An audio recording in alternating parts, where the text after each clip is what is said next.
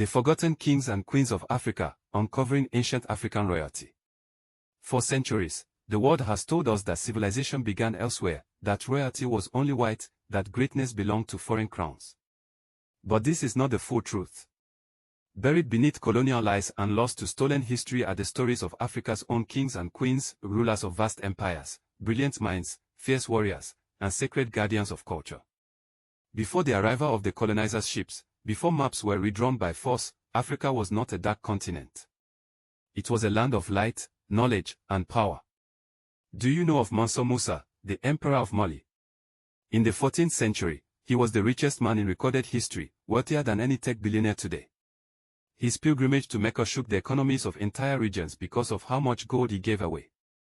But his greatness was not just in gold. He built libraries, mosques, and centers of learning, turning Timbuktu into a global hub of knowledge.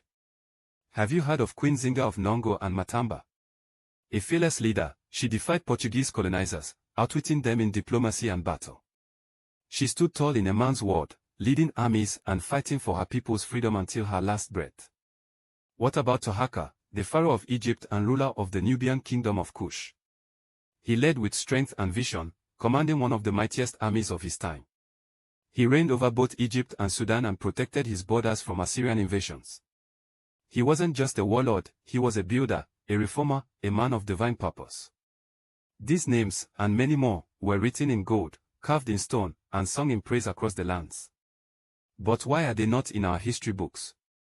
Why were we taught more about the British monarchy than the royal dynasties of Benin, Aksum, Kemet, Songhai, or Great Zimbabwe?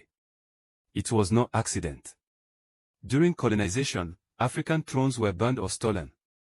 Royal bloodlines were disrupted. Statues and artifacts were looted, and sacred knowledge was labeled as myth.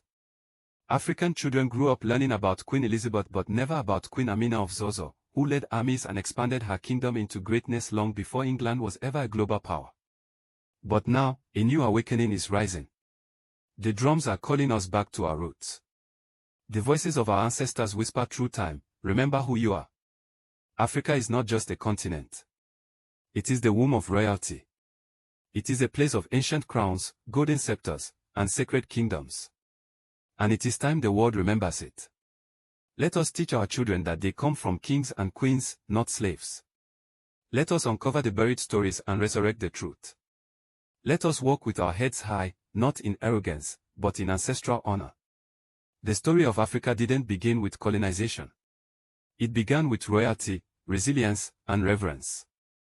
And today, we rise again to tell it.